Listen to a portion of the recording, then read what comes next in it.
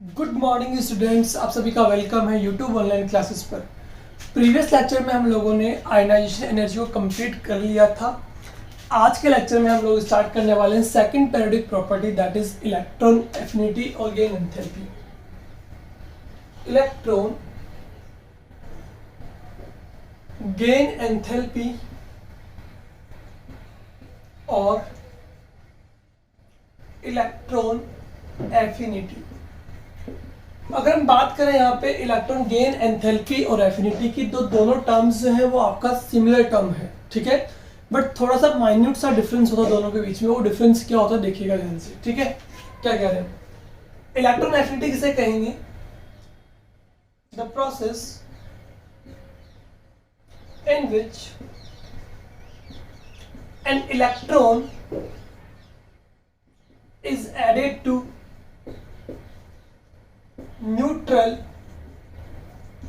gaseous atom.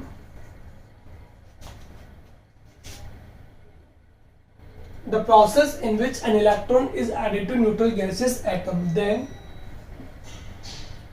it convert into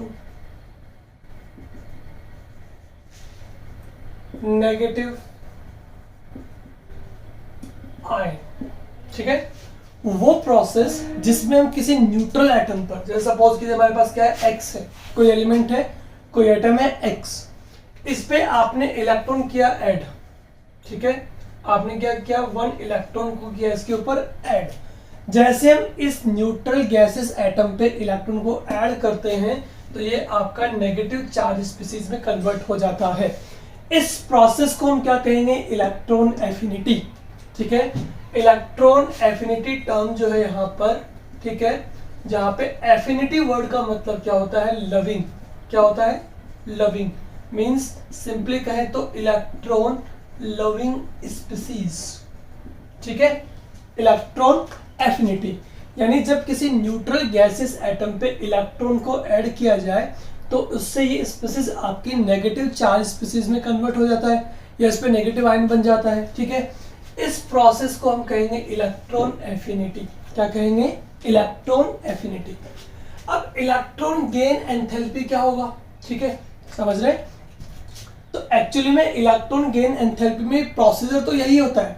यहां भी आप न्यूट्रल गैसेस एटम पे इलेक्ट्रॉन को ऐड ही करेंगे, बट जब किसी न्यूट्रल गैसेस एटम पे इलेक्ट्रॉन को ऐड करते हैं तो उस टाइम पे जो अमाउंट ऑफ एनर्जी रिलीज होता है, ठीक है, उसे अगर हम डिस्क्राइब करें तो उसे कहेंगे इलेक्ट्रॉन गेन एंथैल्पी, ठीक है। क्या कह रहे हैं, ड्यूरिंग दिस प्रोसेस, कौन से प्रोसेस, जब हम किसी न्यूट्रल गैसेस एटम पे इलेक्ट्रॉन को ऐड करते हैं, during this process some amount of energy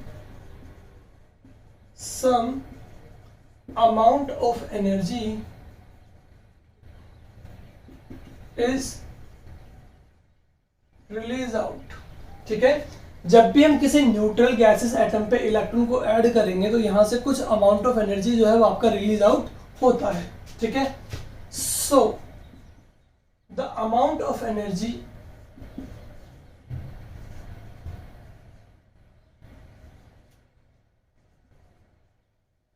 release out when an electron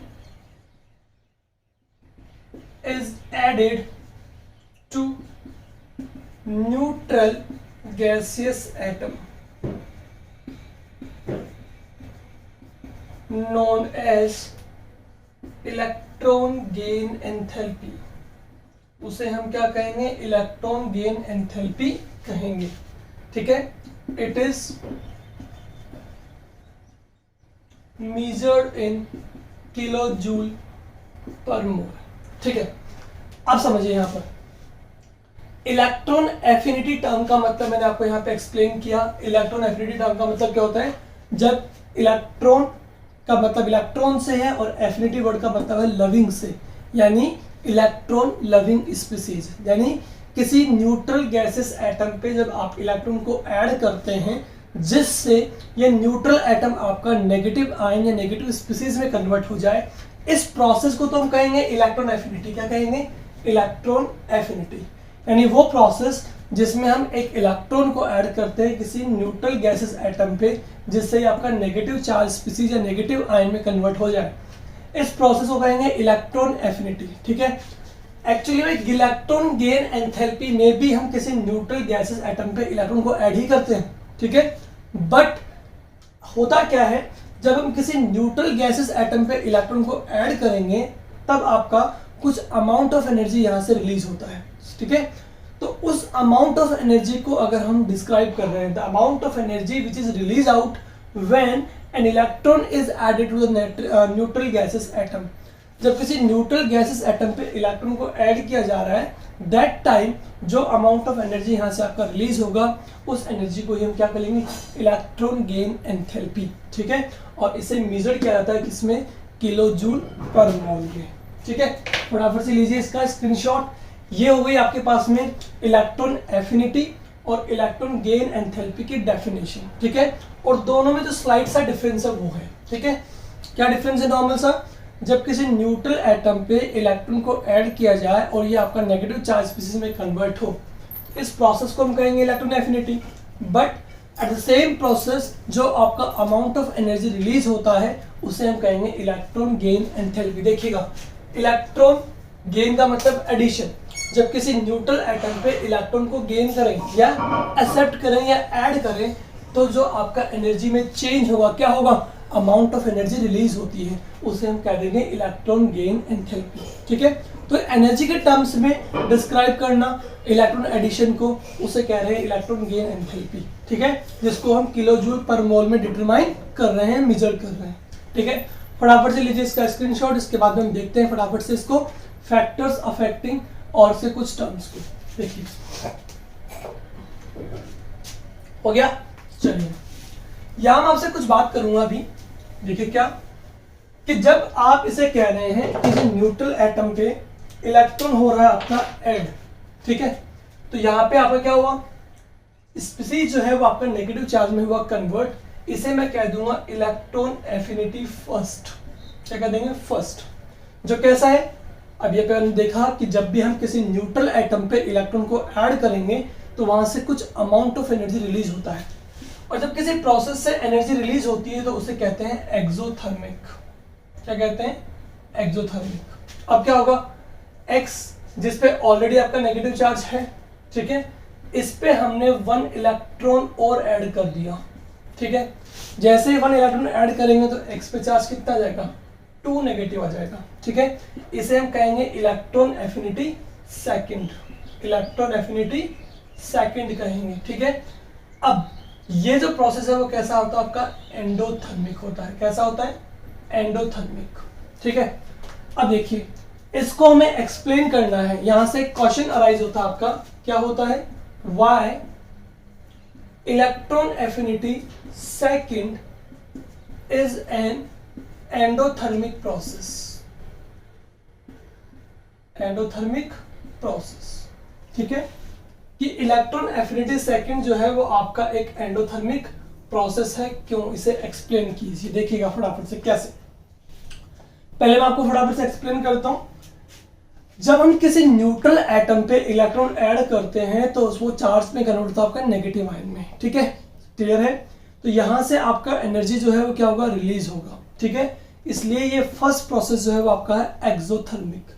but देखिए इलेक्ट्रॉन एफिनिटी सेकंड की बात कर रहे हैं तो हम क्या बोल रहे हैं कि इलेक्ट्रॉन एफिनिटी सेकंड में आप ऑलरेडी नेगेटिवली चार्ज स्पीसीज पे इलेक्ट्रॉन ऐड कर रहे हैं। तो जब ये आपका ऑलरेडी नेगेटिवली चार्ज है तो इसका मतलब इस पे ऑलरेडी चार्ज कैसा है, नेगेटिव है, यानी इस पे आयन कैसा है, अनायन है, ठीक है। और इसमें जो आप स्पीसीज ऐड कर रहे हो वो electron, electron also carry negative charge. तो negative charge and negative charge के बीच क्या होगा, पॉसिबल रिपल्शन होगा, और रिपल्शन होने की वजह से आप जब इस पे इलेक्ट्रॉन ऐड करेंगे तो आपको सम अमाउंट ऑफ एनर्जी जो है उसे सिस्टम को देना पड़ेगा, ठीक है। यानी ऑलरेडी नेगेटिवली चार्ज स्पीसीज पे जब आप इलेक्ट्रॉन ऐड कर रहे हैं तो नेगेटिव चार्ज के बीच पॉसिबल रिपल्शन होने की वजह से आप इसको एनर्जी प्रोवाइड करेंगे इलेक्ट्रॉन को ऐड करने के लिए। और जब सिस्टम को या प्रोसेस को आप एनर्जी प्रोवाइड करते हैं तो वो प्रोसेस कहलाता है आपका endothermic. That's why electron affinity second क्या आपका एंडोथर्मिक प्रोसेस है। यहाँ पे लिख रहे हैं हम क्वेश्चन, का आंसर फटाफट से देखिएगा। Electron affinity first is exothermic process because amount of energy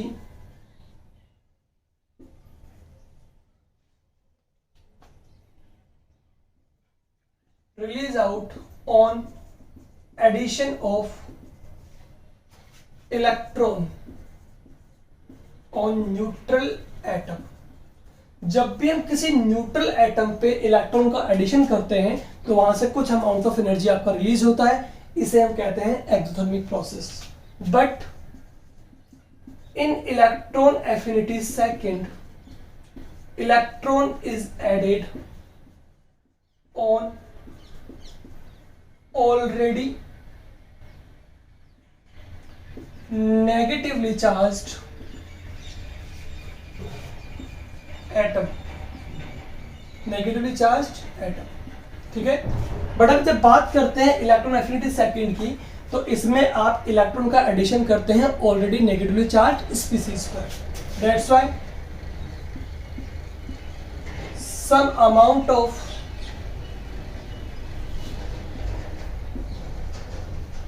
energy is required for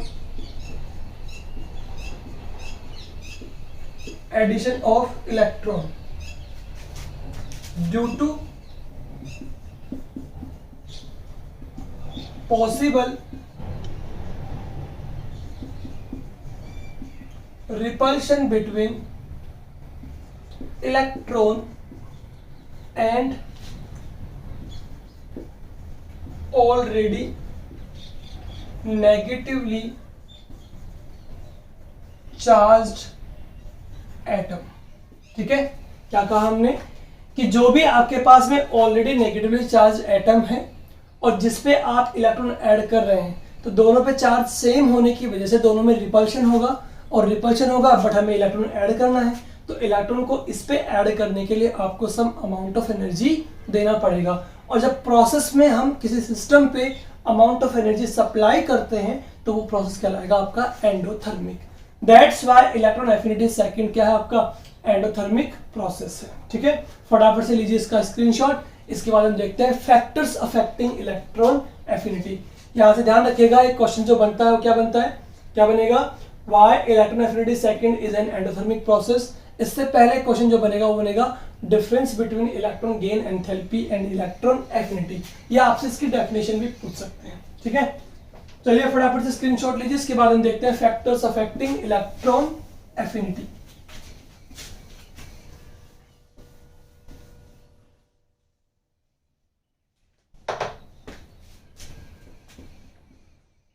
Factors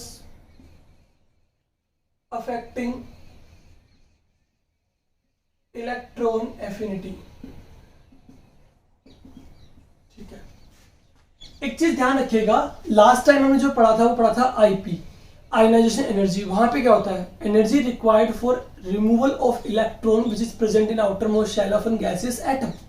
यहां हम इलेक्ट्रॉन ऐड करते हैं। ठीक है, समझा ना आपने इलेक्ट्रॉन एफिनिटी की डेफिनेशन, कि किसी न्यूट्रल एटम पे आपको इलेक्ट्रॉन ऐड करना होता है तो अमाउंट ऑफ एनर्जी रिलीज होती है, जस्ट अपोजिट प्रोसेस हुई। और आयनाइजेशन एनर्जी में आपको एनर्जी देनी पड़ती है इलेक्ट्रॉन को रिमूव करने के लिए। ठीक है, चलिए फैक्टर नंबर 1 आपके पास क्या है, फैक्टर नंबर 1 है आपके पास में इफेक्टिव न्यूक्लियर चार्ज। ठीक है, effective nuclear charge last time हमने पढ़ा था इफेक्टिव न्यूक्लियर चार्ज, इसे कैलकुलेट भी किया था, चाहे तो आप मेरे प्रीवियस लेक्चर में जाके इसे वापस से देख सकते हैं। ठीक है, क्या किया था, इफेक्टिव न्यूक्लियर चार्ज को हमने कैलकुलेट किया था कि लेफ्ट से राइट जब हम मूव करते हैं तो आपका Z स्टार यानी कि इफेक्टिव न्यूक्लियर चार्ज क्या होता है, इंक्रीज। कब, on moving left to right. ठीक है, ये पढ़ा था अपन ने प्रीवियस लेक्चर्स 2-3 लेक्चर्स बिफोर। ठीक है, इफेक्टिव न्यूक्लियर चार्ज हम कैसे कैलकुलेट करते हैं। ठीक है, अब एक बात बताइए, आपका इफेक्टिव न्यूक्लियर चार्ज जो है वो किस तरह से अफेक्ट करता है किसको, इलेक्ट्रॉन एफिनिटी को, ये हमें देखना है। ठीक है, देखिएगा, अगर हमारे पास में मान लीजिए एटम है, एटम में आपके पास नंबर ऑफ शेल्स हैं, इसमें आपके पास में नंबर ऑफ प्रोटॉन्स इंक्रीज होता है, यानी आपका न्यूक्लियर चार्ज क्या होता है, इंक्रीज होता है। ठीक है, जितना ज्यादा आपका न्यूक्लियर चार्ज इंक्रीज होगा, ये आउटर मोस्ट शेल में प्रेजेंट या आउटर मोस्ट शेल या इनर शेल में प्रेजेंट इलेक्ट्रॉन्स जो है उनको उतना ज्यादा क्या करेगा, अट्रैक्ट करेगा। सिंपल सी बात है, यानी कि जेड स्टार जब आपका इंक्रीज होगा, ठीक है, तो आपका न्यूक्लियर अट्रैक्शन फोर्स जो है वो भी क्या होगा, इंक्रीज होगा। ठीक है, किस पर, इलेक्ट्रॉन्स पर। इलेक्ट्रॉन जो आपके बाहर की तरफ शेल्स में प्रेजेंट है, इन पे न्यूक्लियर अट्रैक्शन इंक्रीज हो जाएगा जब आपका इफेक्टिव न्यूक्लियर चार्ज बढ़ेगा। ठीक है, अब आप बताइए कि जैसे जैसे आपके इलेक्ट्रॉन जो है वो न्यूक्लियस की तरफ अट्रैक्ट होंगे, वैसे वैसे ये आपकी एनर्जी रिलीज करेंगे। क्या करेंगे, एनर्जी जो है वो रिलीज करते हैं।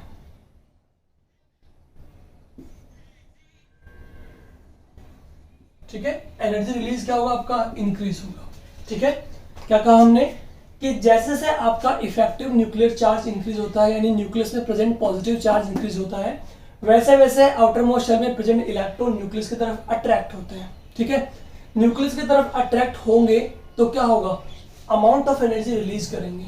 समझ रहे हो ना, जस्ट अपोजिट प्रोसेस। मैंने क्या कहा था, किसी इलेक्ट्रॉन को रिमूव करने के लिए क्या लगती है, एनर्जी, और जब इलेक्ट्रॉन आपका अट्रैक्ट होता है न्यूक्लियस की तरफ, ठीक है, न्यूक्लियस की तरफ क्या होता है, अट्रैक्ट, तो दैट मीन्स यहाँ पे आपका more amount of energy release हो रहा है। ठीक है, and we know that electron affinity क्या होती है। Electron affinity is the process in which an electron is added to the neutral gases atom by which some amount of energy is release. जितना amount of energy आपका release होगा, electron affinity उतनी ही क्या होगी, मोर होगी। ठीक है ना, तो क्या कह रहे हैं, इफेक्टिव न्यूक्लियर चार्ज इंक्रीज होने पर आपका न्यूक्लियर अट्रैक्शन फोर्स इंक्रीज हो रहा है, एनर्जी रिलीज हो रहा है, अमाउंट वो भी आपका इंक्रीज हो रहा है। क्या कह रहे हैं, अमाउंट ऑफ एनर्जी रिलीज हो रहा है वो भी क्या हो रहा है, इंक्रीज हो रहा है। दैट मीन्स आपकी इलेक्ट्रॉन एफिनिटी भी क्या हो रही है, इंक्रीज हो रही है। ठीक है, सिंपल। चलिए फैक्टर नंबर 2 को देखते हैं। क्या आपके पास में, number of shells, number of shells यानी कि एन से रिप्रेजेंट करते हैं इसे। ठीक है, तो इसमें क्या कह रहे हैं कि जब भी आपकी नंबर ऑफ शेल्स इंक्रीज होगी, एन, देखिएगा अब आपके पास फर्स्ट सेल थी, सेकंड सेल थी, थर्ड सेल हो गई, फोर्थ सेल हो गई। ठीक है, जैसे आपकी नंबर ऑफ शेल्स इंक्रीज हो रही है, वैसे वैसे आपका न्यूक्लियस से इलेक्ट्रॉन का डिस्टेंस क्या हो रहा है, इंक्रीज हो रहा है। ठीक है, जैसे इलेक्ट्रॉन का न्यूक्लियस से डिस्टेंस इंक्रीज होगा, यानी क्या इंक्रीज हो रही है, साइज इंक्रीज हो रही है, वैसे वैसे आपका nuclear attraction force, nuclear attraction force क्या हो रहा है, डिक्रीज हो रहा है।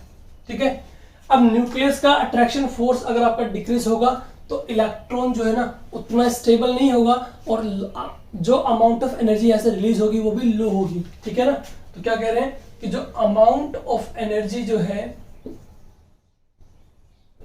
जो रिलीज हो रहा है आपका, वो हो जाएगा डिक्रीज। ठीक है, दैट मीन्स आपकी इलेक्ट्रॉन एफिनिटी भी क्या हो जाएगी, डिक्रीज हो जाएगी। ठीक है, क्लियर। एक चीज समझ में आई अपन को साफ साफ कि Z star effective nuclear charge increase होने पर आउटर मोस्ट शेल में प्रेजेंट इलेक्ट्रॉन जो है वो न्यूक्लियस की तरफ अट्रैक्ट होंगे ही, क्योंकि पॉजिटिव चार्ज इंक्रीज हो रहा है तो इलेक्ट्रॉन को अपनी तरफ क्या करेगा, अट्रैक्ट करेगा। उतना इलेक्ट्रॉन आपका स्टेबल होगा और उतनी ही अमाउंट ऑफ एनर्जी को रिलीज करेगा। दैट मीन्स इलेक्ट्रॉन एफिनिटी क्या हो रही है, इंक्रीज हो रही है। तो सीधे सीधे हम कह सकते हैं कि जेड स्टार जो है effective nuclear charge is directly proportional होगा आपका इलेक्ट्रॉन एफिनिटी के। ठीक है, क्या हम कह सकते हैं कि नंबर ऑफ शेल्स जब इंक्रीज होंगी, नंबर ऑफ शेल्स बढ़ेंगे तो साइज इंक्रीज हो रहा है, साइज इंक्रीज होगा तो इलेक्ट्रॉन का न्यूक्लियस से अट्रैक्शन क्या हो जाएगा, डिक्रीज हो जाएगा। दैट मीन्स इलेक्ट्रॉन आपका लेस स्टेबल होगा, तो यहाँ से एनर्जी जो है वो बहुत कम निकलेगी। That means electron affinity decrease हो रही है। तो नंबर ऑफ सेल्स जब इंक्रीज हो रही है तो इलेक्ट्रॉन एफिनिटी क्या हो रही है, डिक्रीज हो रही है। तो यू कैन से कि नंबर ऑफ शेल्स जो है वो आपकी इनवर्सली प्रोपोर्शनल होती है इलेक्ट्रॉन एफिनिटी की। ठीक है, तो ये दो फैक्टर्स हमने यहाँ पे देखे, इफेक्टिव न्यूक्लियर चार्ज के डायरेक्टली प्रोपोर्शनल होगा इलेक्ट्रॉन एफिनिटी, और नंबर ऑफ शेल्स जो है उसके होगा inversely proportional. And number 3 point आपको ध्यान होना ही चाहिए, दैट इज क्या होगा आपके पास में, स्टेबिलिटी। ठीक है, नंबर 3 पॉइंट क्या होगा आपके पास में, स्टेबिलिटी। और ये हम पहले भी पढ़ चुके हैं, जितना मोर होगा आपका स्टेबल इलेक्ट्रॉनिक कॉन्फ़िगरेशन, जितना मोर स्टेबल होगा इलेक्ट्रॉन एफिनिटी भी उतनी ही क्या होगी, ज्यादा होगी। ठीक है, समझ गए? यानी अगर किसी एलिमेंट को केवल 1 इलेक्ट्रॉन नीड है स्टेबल कॉन्फ़िगरेशन में मूव करने के लिए, तो वो उतना जल्दी इलेक्ट्रॉन को अपने ऊपर ऐड कर सकता है, ठीक है ना? तो जितना मोर स्टेबिलिटी की ओर मूव करेंगे उतना ज्यादा क्या होगा आपके पास में इलेक्ट्रॉन एफिनिटी होगा। So these 3 factors are involve in which is directly affect electron affinity, ठीक है ना? तो ये 3 फैक्टर्स हैं। Effective nuclear charge directly proportional रहेगा, number of shells inversely proportional रहेगी, और स्टेबिलिटी क्या रहेगी? डायरेक्टली प्रोपोर्शनल रहेगी इलेक्ट्रॉन एफिनिटी के। अब इन फैक्टर्स की हेल्प से अपन देखेंगे पेरियोडिक टेबल में किस तरह से आपका रेगुलर ट्रेंड मेंटेन रहता है जब हम मूव करते हैं left to right in periods और अप डाउन इन ग्रुप्स। फटाफट से ले लीजिए इसका स्क्रीनशॉट। याद रखिएगा कॉन्सेप्ट, इलेक्ट्रॉन एफिनिटी क्या होता है? जब किसी न्यूट्रल एटम पे इलेक्ट्रॉन ऐड करेंगे जो अमाउंट ऑफ एनर्जी रिलीज होता है उसे बोलते हैं इलेक्ट्रॉन गेन एंथैल्पी। क्या कहते हैं? Electron gain enthalpy, the amount of energy which is release out during addition of an electron on neutral gases atom. तो जो एनर्जी अगर निकलती है लो, कब? जब इफेक्टिव न्यूक्लियर चार्ज बढ़ेगा तो आपकी इलेक्ट्रॉन एफिनिटी क्या होगी? इलेक्ट्रॉन में जो आपका अमाउंट ऑफ एनर्जी है उसमें रिलीज कम कब होता है, लो कब होता है? जब आपका नंबर ऑफ सेल्स इंक्रीज होता है, क्योंकि नंबर ऑफ सेल बढ़ेगा तो इलेक्ट्रॉन का न्यूक्लियस से अट्रैक्शन कम हो जाता है, ठीक है?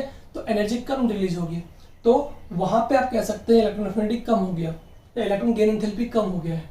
लेकिन जब आपका इफेक्टिव न्यूक्लियर चार्ज इंक्रीज होता है तो इलेक्ट्रॉन जो है ना वो न्यूक्लियस की ओर अट्रैक्ट होता है, तब आप कह सकते हैं कि यहाँ पे अमाउंट ऑफ एनर्जी आपका मोर रिलीज होगा, तो इलेक्ट्रॉन गेन एंथैल्पी भी मोर हो गई, ठीक है? चलिए देखते हैं फटाफट से regular trend of electron affinity in periodic table, ठीक है?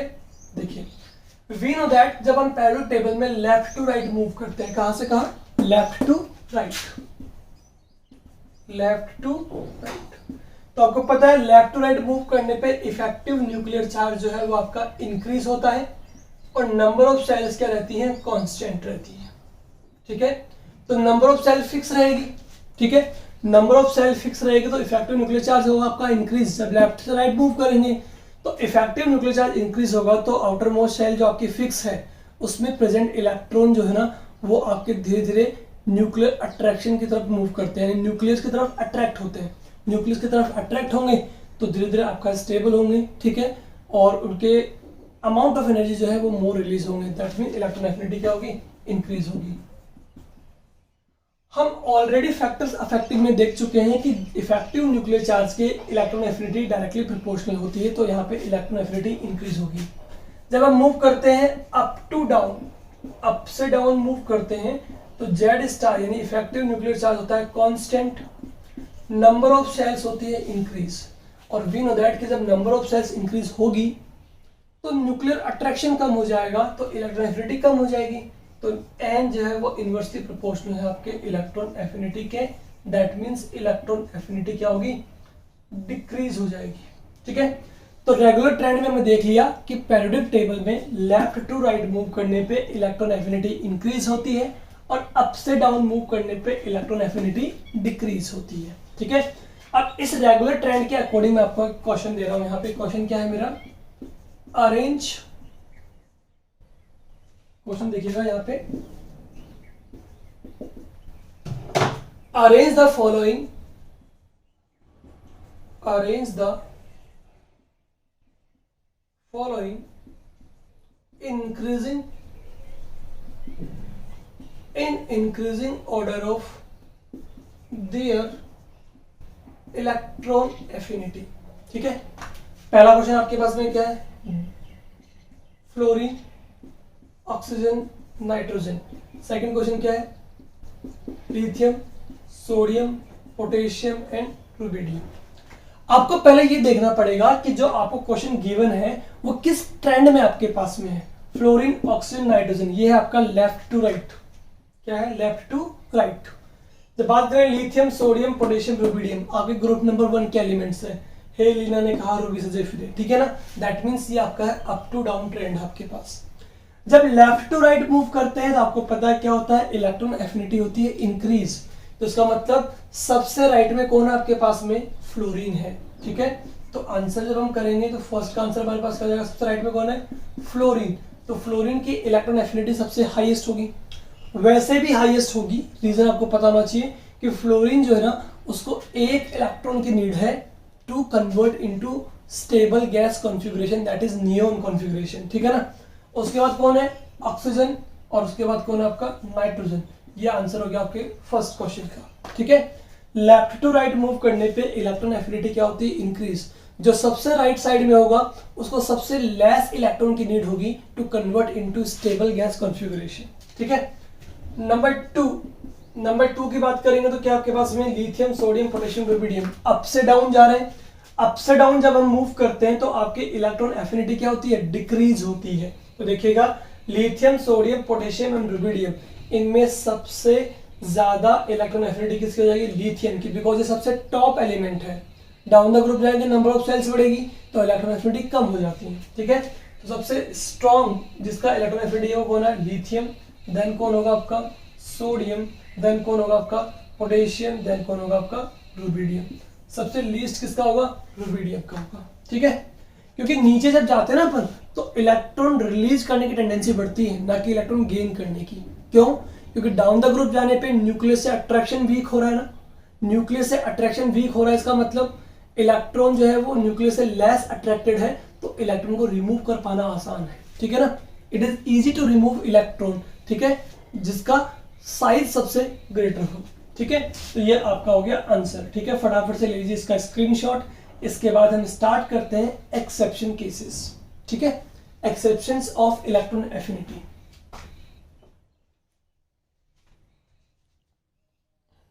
चलिए हो गया,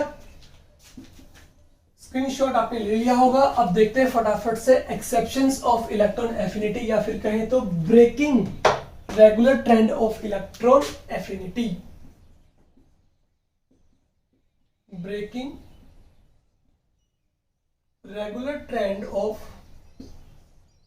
इलेक्ट्रॉन एफिनिटी कह सकते हैं, या फिर कहेंगे exceptions of electron affinity.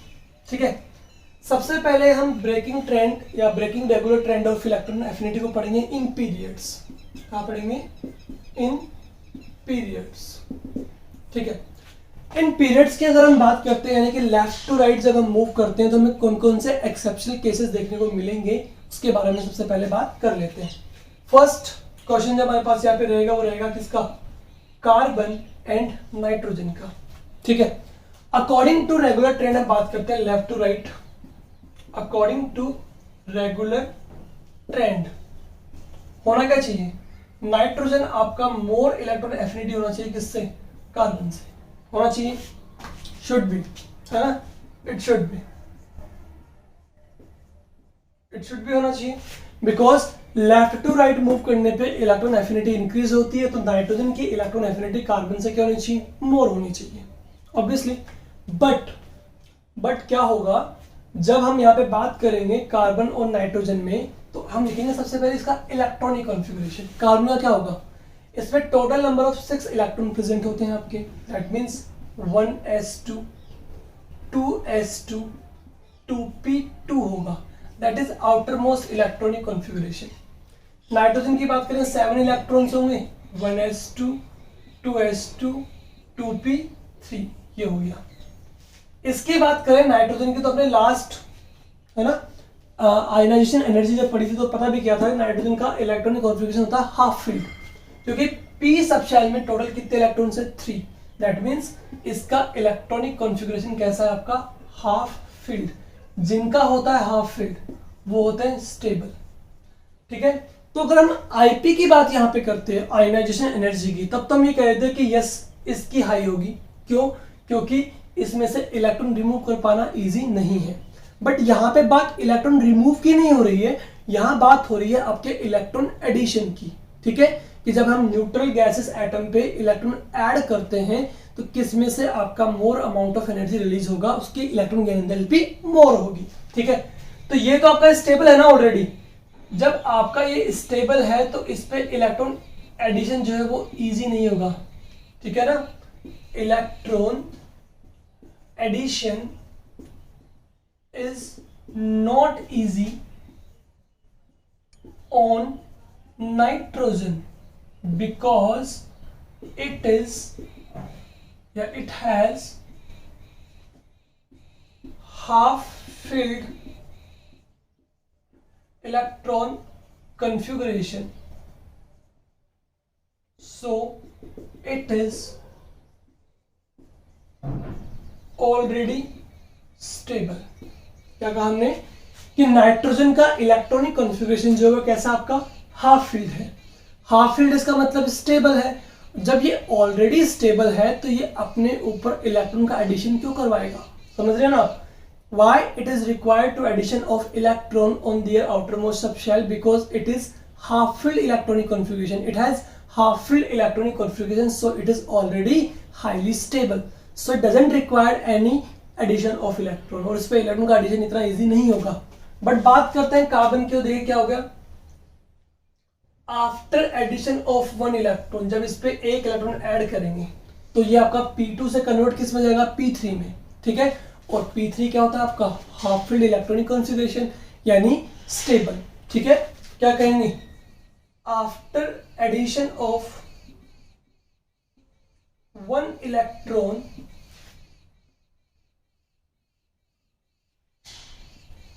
Electronic configuration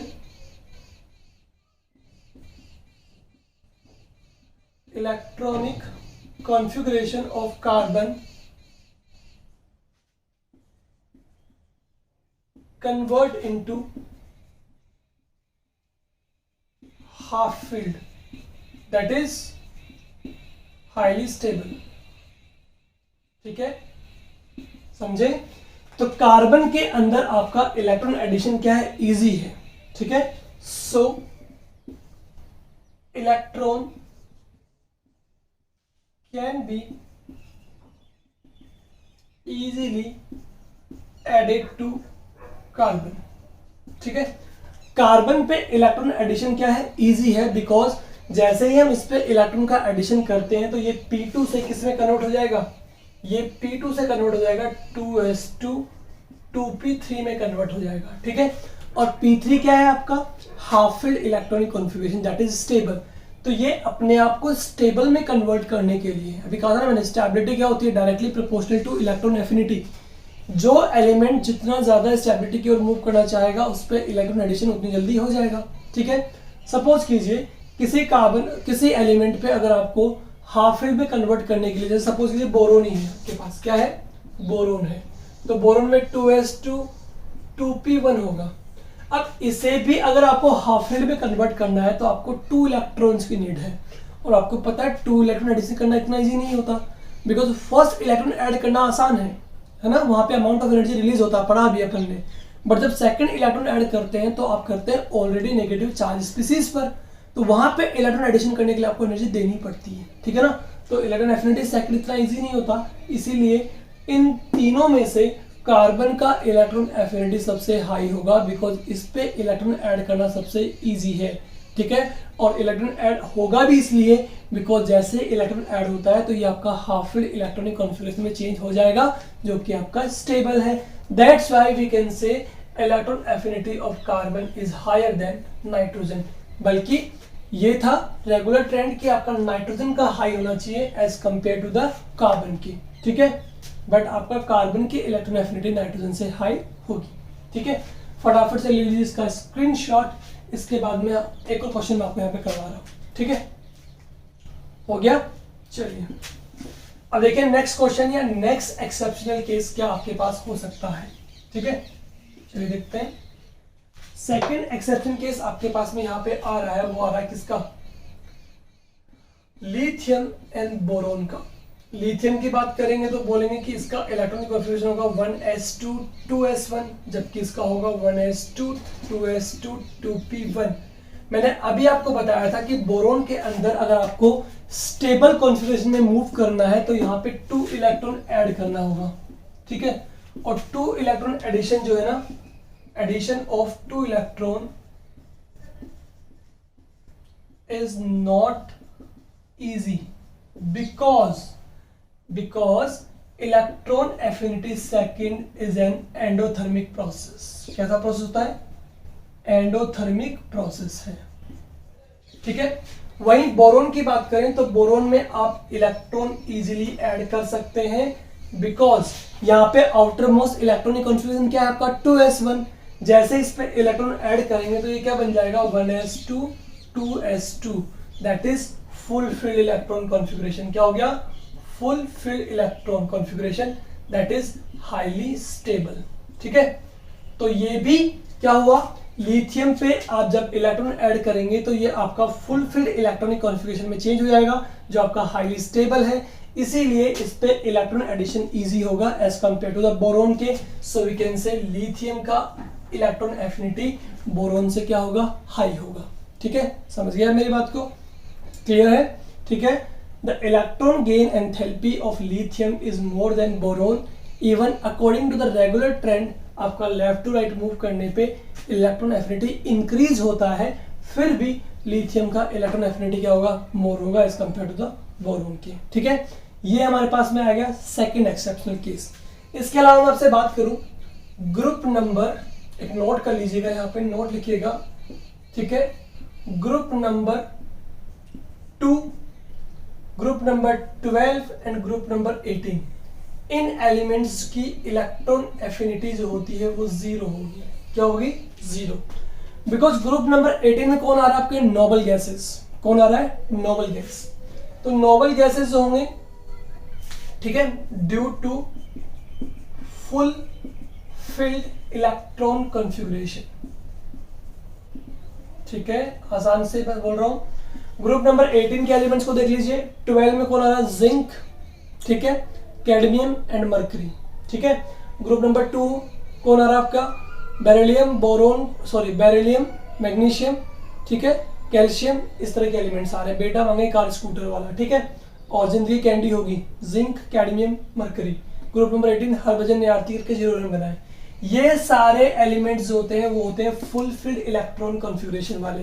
अब बच्चों आपको पता होना चाहिए जिन भी एलिमेंट्स का इलेक्ट्रॉनिक कॉन्फ़िगरेशन फुल फिल्ड होगा ना उनमें इलेक्ट्रॉन एडिशन नहीं होगा। क्यों नहीं होगा? क्योंकि फुल फिल्ड इलेक्ट्रॉन कॉन्फ़िगरेशन सबसे हाईली स्टेबल कॉन्फ़िगरेशन होता है, तो ये अपने आप को स्टेबल ही रखेंगे और स्टेबल जो आपके पास ऑलरेडी है कॉन्फ़िगरेशन उस पर इलेक्ट्रॉन एडिशन इजीली नहीं होगा आपका, ठीक है। दैट्स व्हाई ग्रुप नंबर 2, 12 और 18 को भूल जाइएगा, इन पे आपका इलेक्ट्रॉन एफिनिटी कितना होगा? 0 होगा, ठीक है। चलिए अब जो मैंने आपको एक्सेप्शनल केसेस बताए हैं यहाँ पर, उनके बिहेव पर मैं आपको 2-3 क्वेश्चन दे रहा हूँ यहाँ पे, ठीक है। उन्हें सॉल्व करने की ट्राई करते हैं, किस तरह से आपके सॉल्व होते हैं इलेक्ट्रॉन एफिनिटी के क्वेश्चंस। चलिए, पीरियड्स में हमने एक्सेप्शनल केसेस को पढ़ा, तो अभी हम जो क्वेश्चन यहाँ पे ले रहे हैं वो ले रहे हैं पीरियड्स के अकॉर्डिंग ही, ठीक है। क्वेश्चन क्या है? अगेन, अरेंज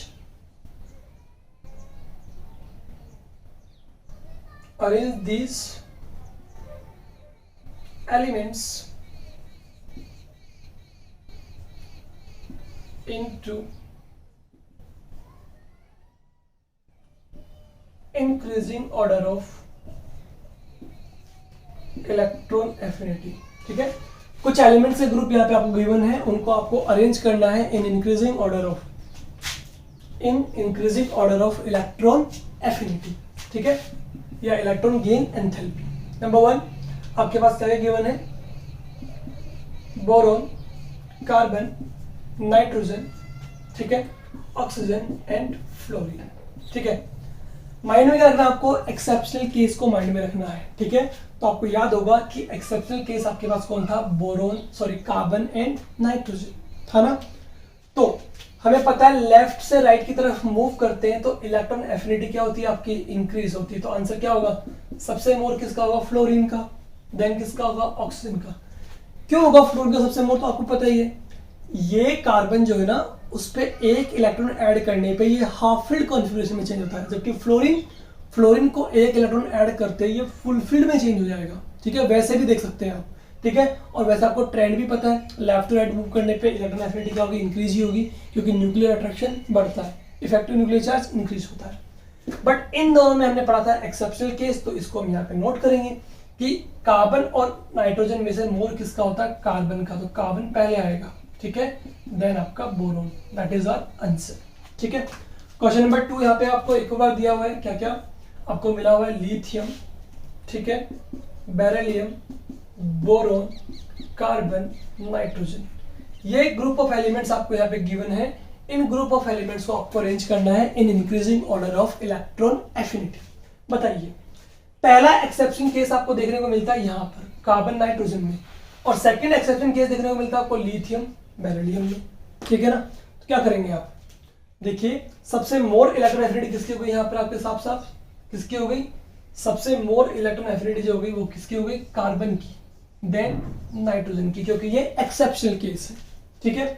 आगे बात करें तो लिथियम और बोरोन जो है ना वो भी एक्सेप्शनल केस है, ठीक है, कि इन दोनों में से मोर किसका होता है, लिथियम का, तो लिथियम यहाँ पे आगे आएगा, देन आपका बोरोन, देन आपका बेरिलियम। मैंने कहा था बेरिलियम कौन से ग्रुप से आ रहा है, सेकंड ग्रुप से, तो इसकी इलेक्ट्रॉन एफिनिटी सबसे लोवेस्ट होगी, क्योंकि ये अपने ऊपर इलेक्ट्रॉन ऐड नहीं करना चाहेगा, बिकॉज ये ऑलरेडी कैसा है, फुलफिल इलेक्ट्रॉन कॉन्फ़िगरेशन में है।